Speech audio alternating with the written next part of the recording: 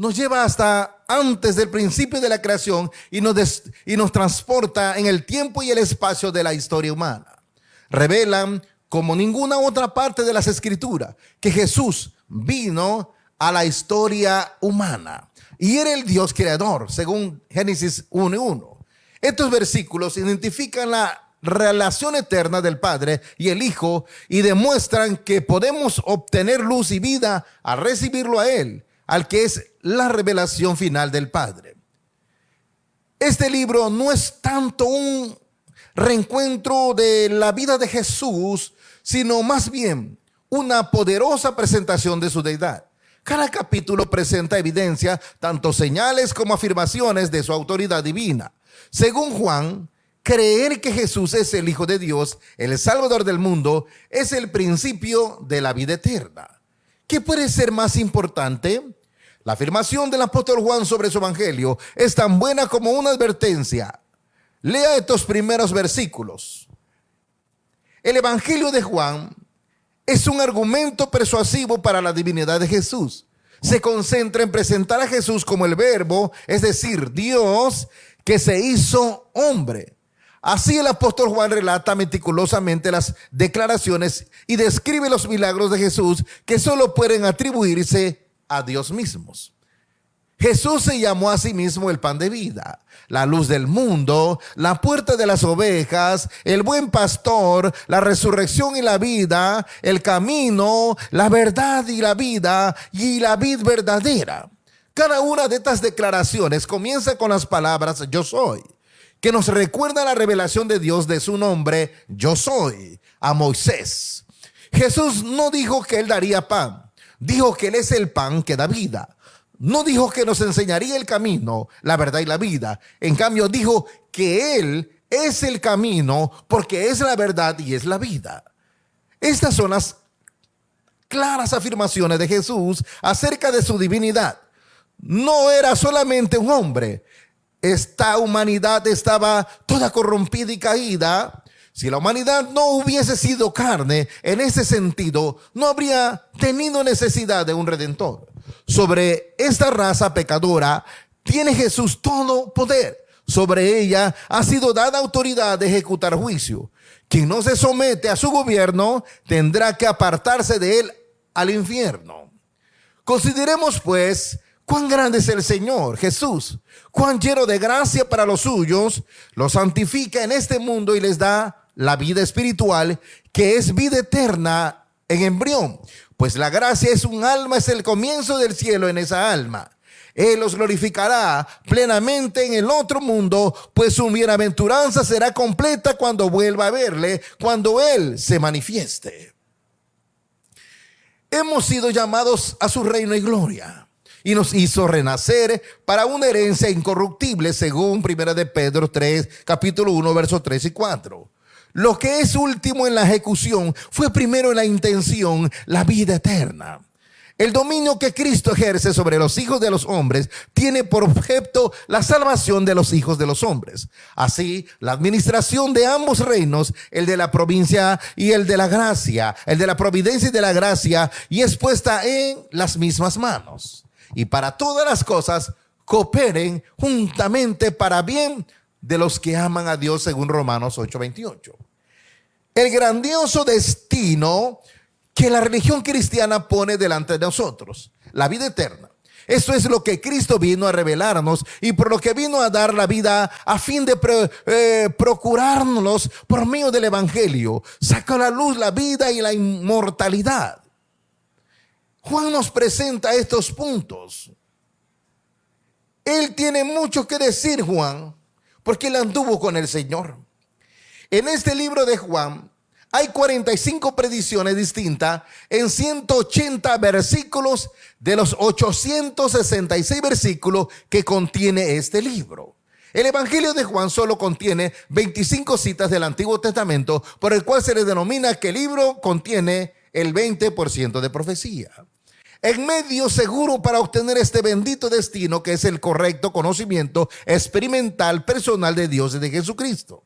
La afirmación de Jesús en ese versículo 3 puede tomarse en dos sentidos. La vida eterna consiste en el conocimiento de Dios y de Jesucristo.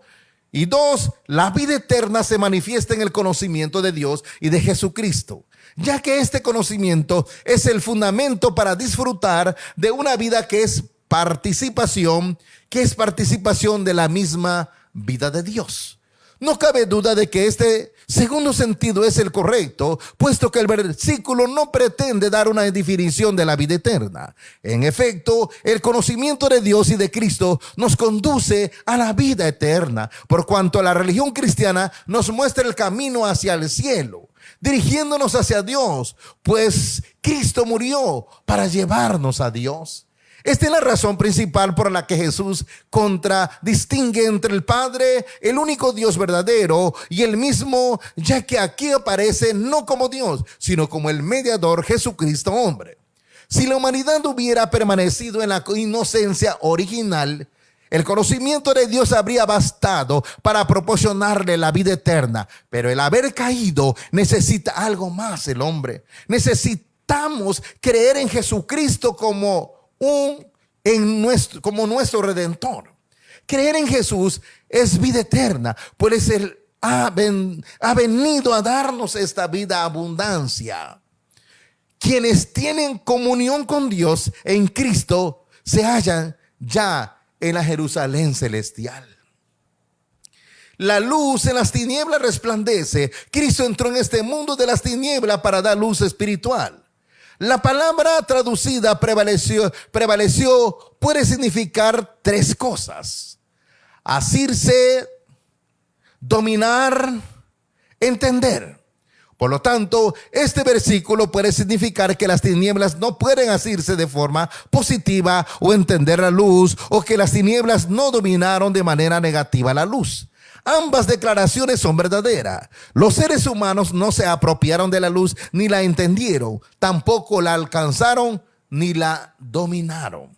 Aunque Satanás y sus fuerzas se resisten a la luz, no pueden desbaratar su poder. En resumen, Jesús es vida y luz. Los que lo aceptan son hijos de luz. Como la creación de la luz fue el comienzo de la creación original, entonces, cuando los creyentes reciben la luz, llegan a ser parte de la nueva creación.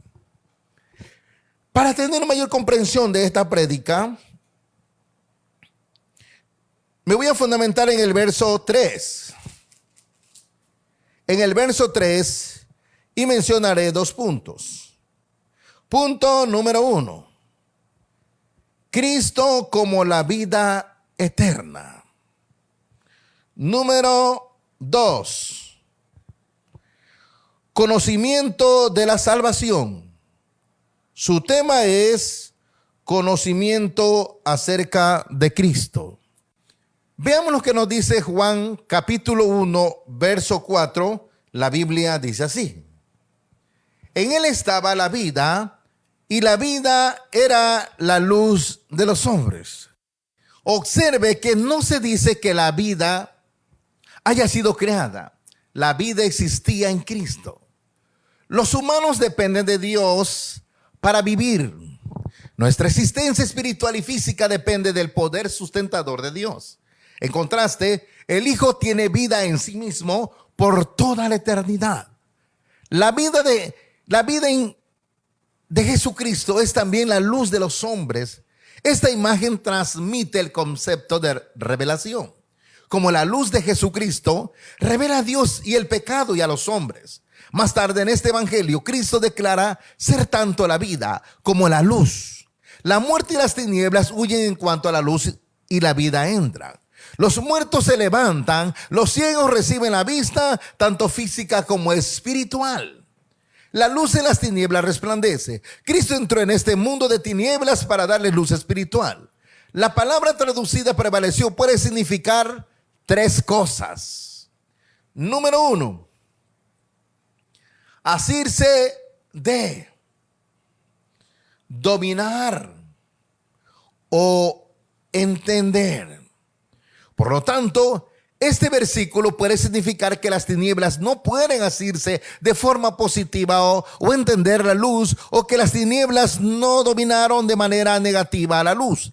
Ambas declaraciones son verdaderas. Los seres humanos no se apropiaron de la luz ni la entendieron, tampoco alcanzaron ni la dominaron. Aunque Satanás y sus fuerzas se resisten a la luz, no pueden resistir a la luz, no pueden desbaratar su poder. En resumen, Jesús es vida, luz. Los que la aceptan son hijos de luz. Como la creación de la luz fue el comienzo de la creación original. Entonces, cuando los creyentes reciben la luz, llegan a ser parte de esa nueva creación. Dios también le da vida abundante. Cristo como la vida eterna. Veamos lo que nos dice Juan capítulo 10, verso 10. La Biblia dice así: el ladrón no viene sino para hurtar, matar y destruir. Yo he venido para que tengan vida y para que la tengan en abundancia. En abundancia, ¿ok? Los ladrones se llevan la vida, el pastor la da. Vida en abundancia incluye salvación, alimentación, curación y mucho más. Vida aquí alude a la vida eterna, la vida de Dios. No solo habla de algo interminable, sino de calidad de vida. Con Cristo, la vida en la tierra puede alcanzar una calidad mucho más alta y después en el cielo será completa y perfecta. Jesús es el buen pastor que su vida da por las ovejas y se opone al ladrón inicuo que se lleva sus vidas. Mientras que vida en el versículo 10 alude a la vida eterna, vida aquí significa la vida física. Jesús dio su vida física para darnos vida eterna. El asalariado es un pastor contratado, un mercenario que atiende el rebaño para sus propios intereses. Cuando un pastor contratado ve un lobo que se acerca, huye y no se preocupa de las ovejas. El buen pastor tiene un conocimiento íntimo de sus ovejas y las suyas la conoce. Esta interacción entre Cristo y sus seguidores es algo como el compañerismo entre el Padre y su Hijo.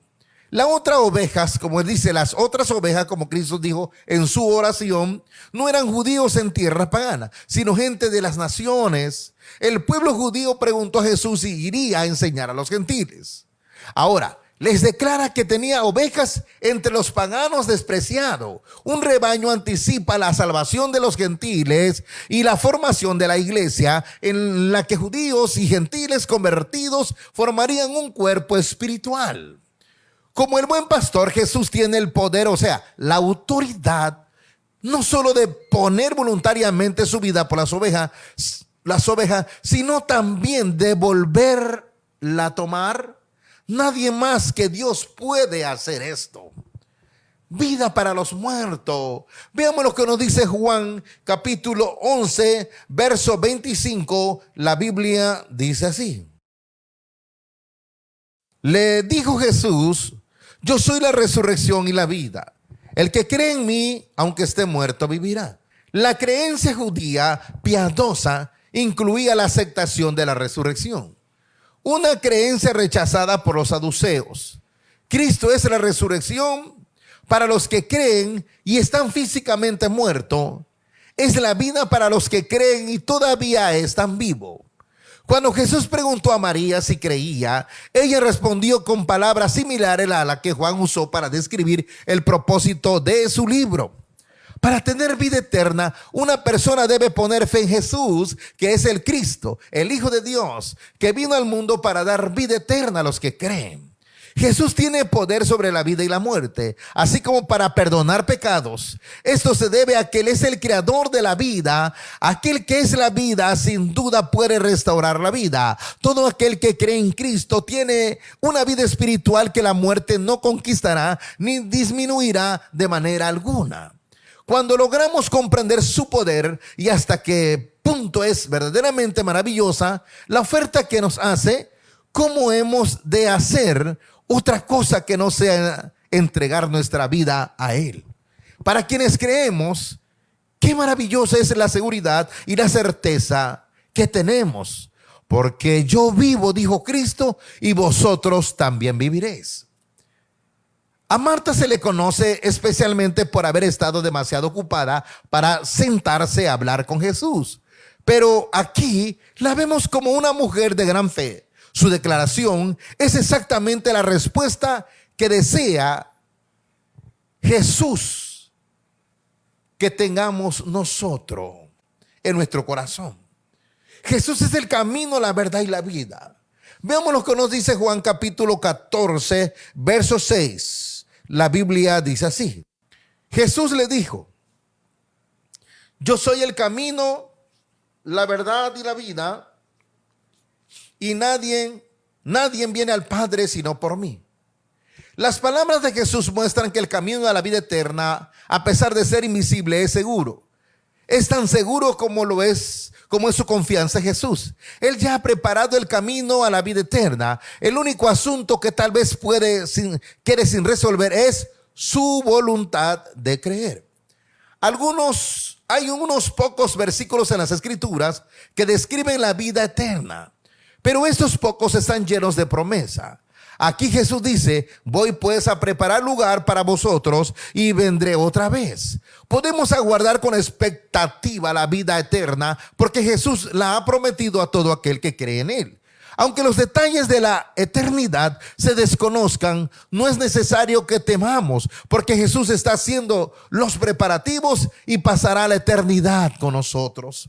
Este es uno de los pasajes más básico e importante de la Escritura. ¿Cómo conoceremos el camino hacia Dios? Únicamente a través de Jesús.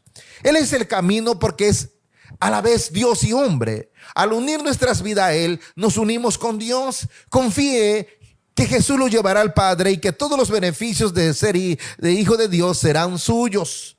Por ser Jesús el camino, es nuestra senda al Padre. Por ser la verdad, es la realidad de todas las promesas de Dios.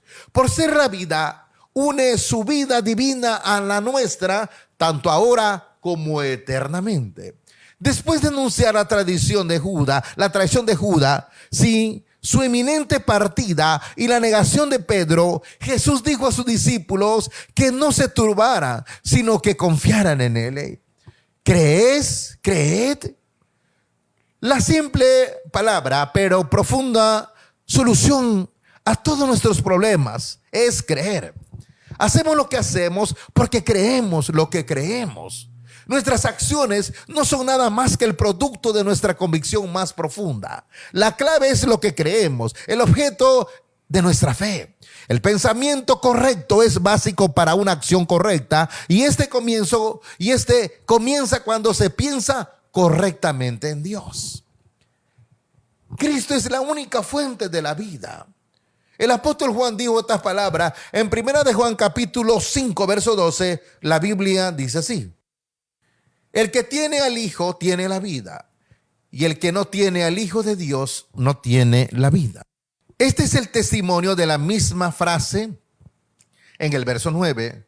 Se traduce: este es el testigo. El testimonio de Dios es que nos ha dado vida eterna en su Hijo. La vida eterna no es algo que hay que ganar, sino un regalo de Dios. El apóstol Juan establece que nuestra relación con el Hijo determina si poseemos la vida eterna. El que cree en el Hijo de Dios tiene vida eterna. Él es el único que usted necesita. No tiene que esperar la vida eterna, porque comienza desde el día que usted lo acepta como Salvador y Señor de su vida. No necesita hacer algo para obtener porque ya es suya. No debe preocuparse porque Dios mismo le ha dado vida eterna y por lo tanto está garantizada. Algunos esperan recibir vida eterna. El apóstol Juan dice que podemos saber que la tenemos. Nuestra certeza se basa en la promesa de Dios que nos ha dado vida eterna por medio de su Hijo. Eso es cierto, ya sea que usted se sienta cerca o lejos de Él. La vida eterna no se basa en sentimientos, sino en hechos. Usted puede saber que tiene vida eterna si cree en la verdad de Dios. Si no está seguro de que es cristiano, pregúntese si en realidad dedicó su vida a Él, aceptándolo como su Señor y Salvador. Si es así, usted sabe por fe que de veras es hijo de Dios. El énfasis aquí está en la voluntad de Dios. no en la nuestra. Cuando nos comunicamos con Dios, no pedimos lo que queramos, sino que dialogamos con Él sobre lo que quiere para nosotros. Si armonizamos nuestras oraciones de acuerdo a su voluntad, Él nos oirá y podemos estar seguros de que si Él escucha, nos dará una respuesta definida. Cristo es la vida eterna. Veamos el segundo punto. Conocimiento de la salvación. Veamos ahora qué nos dice Oseas 6:3. La Biblia dice así: y conoceremos y proseguiremos en conocer a Jehová como el alba está dispuesta su salida, y vendrá a nosotros como la lluvia tardía y temprana a la tierra.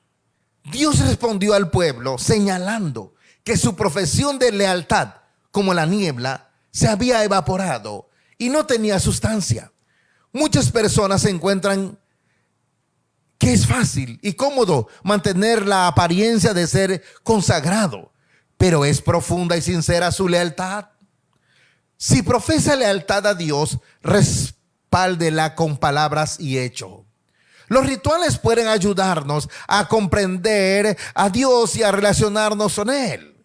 Por eso instituyó Dios la circuncisión y el sistema de sacrificio en el Antiguo Testamento. Ahora, y el bautismo y la Santa Cena en el Nuevo. Pero un ritual, escuche esto, pero un ritual religioso es útil si se efectúa con amor y obediencia a Dios. Si nuestro corazón está lejos de Dios, el ritual se vuelve una burla. Dios no quería los rituales de los israelitas, quería sus corazones. Porque ahora usted a Dios. ¿Y por qué adora a usted también a Dios? ¿Qué motivo yace detrás de sus ofrendas y sacrificio? Quizá usted llega a la iglesia a cantar sin un deseo de alabar y glorificar al nombre de Dios. Quizá nada más canta por cantar, nada más llega a la iglesia, a la reunión de los santos por reunirse, y no tiene sentido su reunión. No tiene sentido, quizá no saluda ni a los hermanos, quizá nada más le dice así y usted se siente triste. Yo quiero decirle que ese no es la adoración a Dios. Dios siempre le pidió los corazones de los israelitas, y hoy la mayoría de los cristianos, Dios le pide sus corazones, aunque lo hayan aceptado, porque están llenos de rabia, ya están llenos de enojo, están llenos de ira, y Dios les dice a la iglesia: deme su corazón. Es importante saber cómo Dios actúa. Ahora veamos lo que nos dice Juan capítulo 7, versos 16 y 17. La Biblia dice así: Jesús le respondió y dijo: mi doctrina no es mía, sino de aquel que me envió. El que quiera hacer la voluntad de Dios, conocerá si la doctrina es de Dios o si yo hablo por mi propia cuenta. Los líderes religiosos tenían gran influencia sobre la gente común. Al parecer, no pudieron hacerles gran cosa a Jesús durante este tiempo, pero amenazaban a cualquiera que pudiera apoyarlo públicamente. La expulsión de la sinagoga era una de las represalias por creer en Cristo.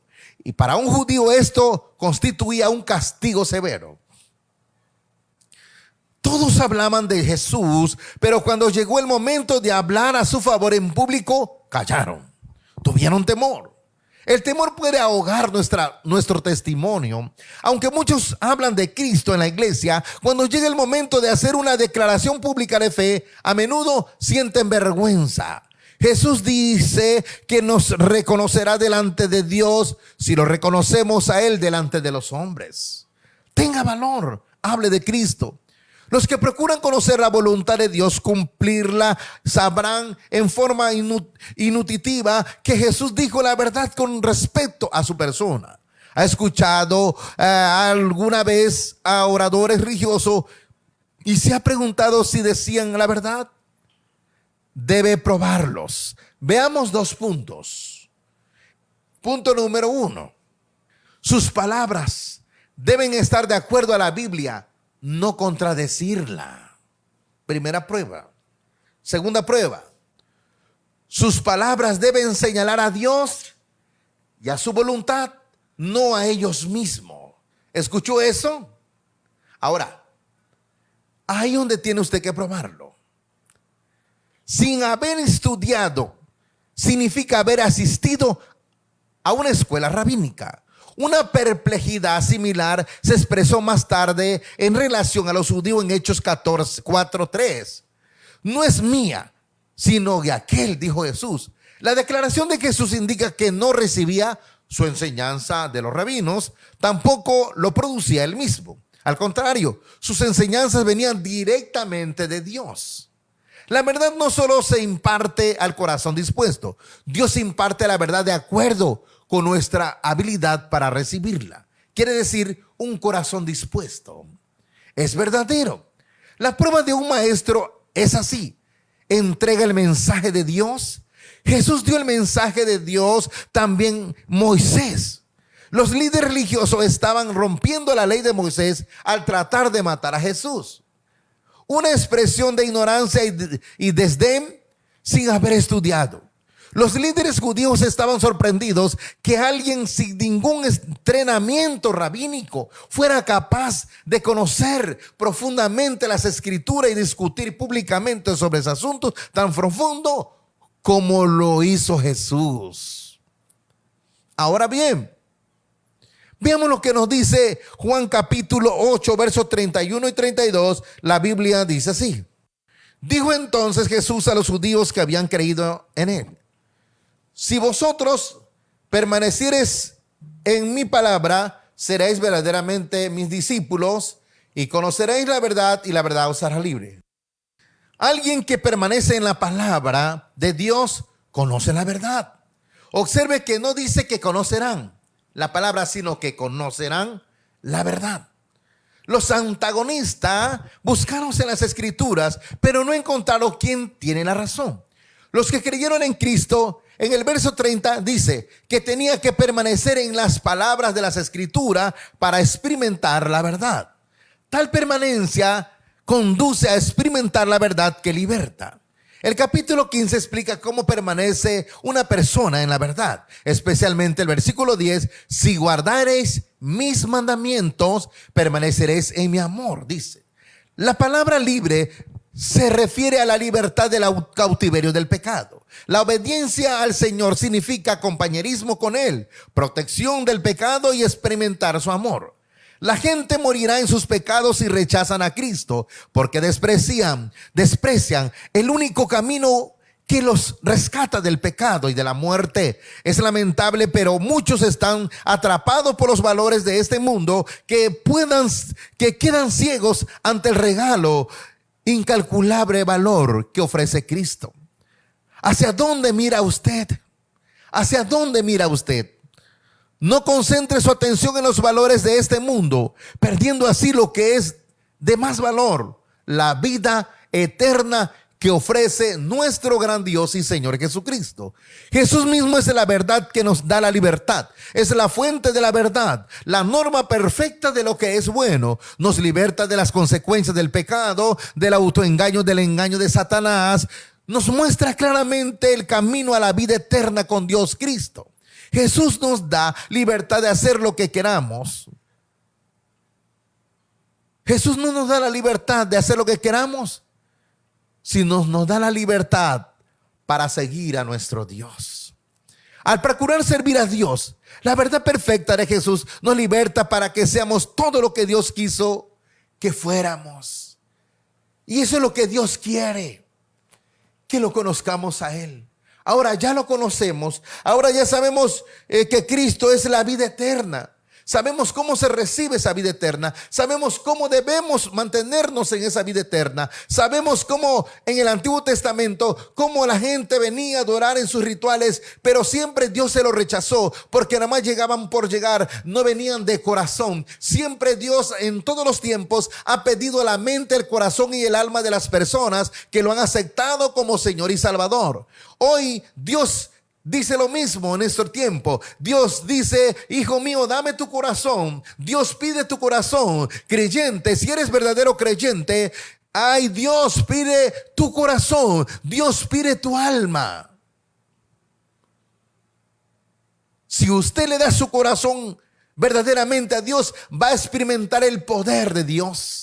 El cambio de interno, la pasión que usted tendrá, la fuerza que tendrá, que da el poder del Espíritu Santo, y no te deja que te salgas del camino, aunque te resbale, aunque te caigas y te levanta. El poder del Espíritu Santo no te deja, jamás te deja, porque eres un escogido, porque eres un hijo de Dios. Te da la fuerza, te capacita para estar de pie delante de la presencia del Señor. Yo quiero culminar, pero no antes que usted entienda. Jesucristo es Dios. Todo este capítulo que lee 17 es la oración de Jesús. A partir de ella aprendemos que el mundo es un tremendo campo de batalla donde las fuerzas bajo el mando de Satanás y las que están bajo la autoridad de Dios están, mi amigo, mi hermano, en guerra. A Satanás y sus fuerzas los motiva un amargo odio hacia Cristo y sus fuerzas.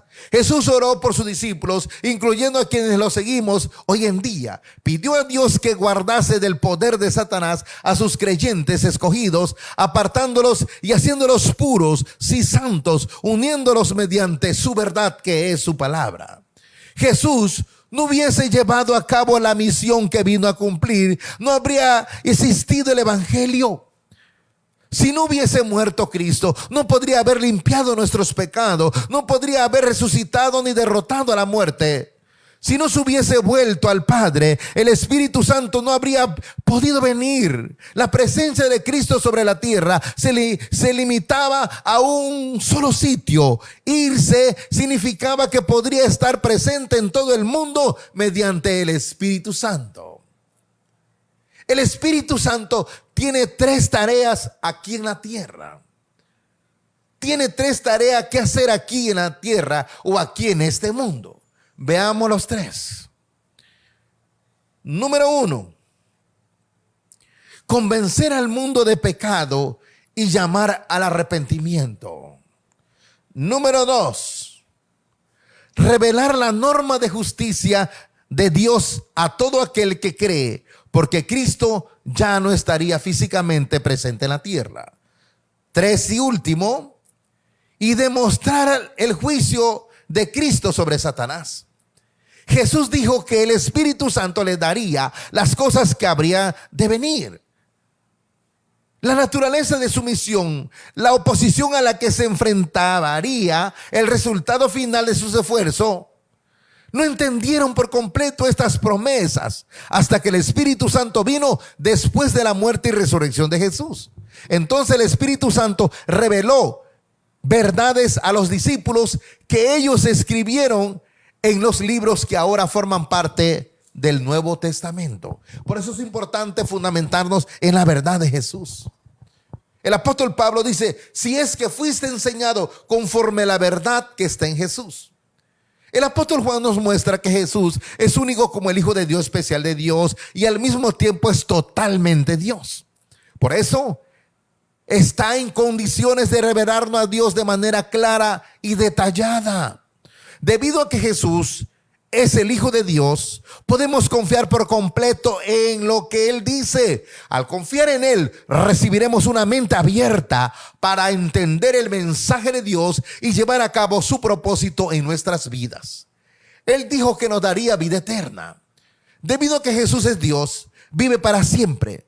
Antes de que el mundo existiera, vivió con Dios y reinará con Él para siempre. En Juan vemos a Jesús revelado en poder y magnificencia aún antes de su resurrección. Jesús nos ofrece vida eterna, nos invita a empezar a vivir en una relación personal y eterna con Él, que se inicia ahora. Aunque debemos crecer y más tarde morir, confiando en Él, tendremos una nueva vida que perdura para siempre. Por lo tanto, debemos creer en Él. El apóstol Juan describe 8 señales específicas o milagros que muestran la naturaleza del poder y el amor de Jesús. Vemos su poder sobre lo creado y su amor por todos. Estas señales nos animan a creer en Él. Fe demanda confianza activa, viva y continua en Jesús como Dios. Cuando creemos en su vida, sus palabras, su muerte, su resurrección, Él nos limpia de nuestros pecados y recibimos poder para seguirle. Pero nuestra respuesta a Él debe ser mediante la fe. El Espíritu Santo, Jesús enseñó a sus discípulos que el Espíritu Santo vendría después que Él ascendiera de la tierra. El Espíritu Santo luego moraría, guiaría, aconsejaría y consolaría a quienes le siguen. La presencia y el poder de Cristo se multiplican a través del Espíritu Santo en todos los que creen. A través del Espíritu Santo de Dios, vamos a Él por fe. Debemos conocer al Espíritu Santo para comprender todo lo que Jesús enseñó. Podemos experimentar el amor y la dirección de Jesús en la medida que permitamos al Espíritu Santo hacer su trabajo en nosotros. Dios nos ha dado un propósito para vivir y podemos confiar que Él nos guiará. El apóstol Juan no tenía la Biblia completa como la tenemos hoy nosotros. Sin embargo, centró su vida a la luz de lo que sabía de las Escrituras del Antiguo Testamento. Asimismo, nosotros podemos descubrir en la palabra de Dios las verdades que Dios quiere que sepamos. A medida que estas verdades abren en nosotros, otros oirán a Él. Dios puede usarlo a usted como a ningún otro. Dígale su disposición a seguirle a Él. ¿Cómo obtenemos la vida eterna? ¿Cómo la obtenemos la vida eterna? Jesús nos lo dice aquí con claridad. Conociendo a Dios el Padre a través de su Hijo Jesucristo. La vida eterna requiere de los creyentes, requiere que los creyentes entremos en una relación personal con Dios en Jesucristo nuestro Señor. Cuando confesamos nuestros pecados y nos apartamos de Él, el amor de Cristo vive en nosotros por medio del Espíritu Santo. ¿Qué quiso decir Jesús cuando dijo: he sido glorificado en ellos? La gloria de Dios es la revelación de su carácter y su presencia. La vida de los discípulos de Jesús revela su carácter y Él está presente en el mundo a través de ello. El creyente debe revelar la vida, carácter y la presencia de Cristo en su persona. Si es así, nosotros estamos seguros en la salvación que Cristo nos ofreció, sin tambalear, sin ser arrastrados por alguna fuente que no sea cristiana, sin ser arrastrados por filosofía hueca, sutileza, que para nada sirve más que para trastornos, sino fundamentarnos en la gracia que es Cristo Jesús. Hoy tenemos este libro santo. Hoy ya conocimos a Cristo, vimos cómo trabaja Cristo, vimos cómo trabaja el Espíritu Santo. Hoy tenemos conocimiento de vida eterna. Aférrese a Cristo, no vive en confusión. Aférrese a Jesús, no vive en fuentes que no traen crecimiento. Evite emociones, quítese de sus emociones, céntrese en el poder de Dios, en su palabra. Céntrese en el mensaje de Dios a través de su palabra y llénese del poder del Espíritu Santo. Quiero mencionar el interrogante. ¿Has conocido a Cristo verdaderamente para crecer firme en la salvación o todavía vives confundido? Si has conocido a Cristo verdaderamente para crecer firme en la salvación, eso quiere decir que lo has aceptado de veras. Ahora, surge otro interrogante. Desde el día que lo aceptaste, ¿cuántas cosas has recibido? ¿Has crecido bastante? ¿O todavía sigues como niño, peleando, murmurando? Si murmuras, peleas, razonas cosas terribles y no razonas conforme a la verdad que está en Cristo, eres un niño, eres un bebé y no has conocido a Dios. El que conoce a Dios siente el poder de la palabra en su vida. Presenta cambios. Revela el carácter de Cristo. Revela la vida de Cristo en su persona. Y cada día está mostrando cambio. Y eso es un proceso cuando uno acepta a Jesucristo verdaderamente. Qué bueno que lo has conocido el día de hoy a Cristo a través de su palabra. Y como lo has conocido hoy, eres bendecido y serás bendecido en toda la trayectoria de tu peregrinación. Aférrate a Cristo, mi hermano, mi amigo. Aférrate a Él. Es el único que nos puede bendecir. Es el único que nos puede fortalecer. Ahora el Espíritu Santo está en nosotros.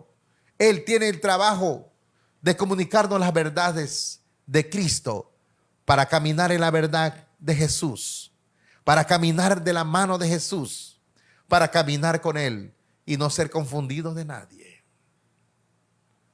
Demos gracias al Señor por su palabra. Muchas gracias, Padre, por tu palabra.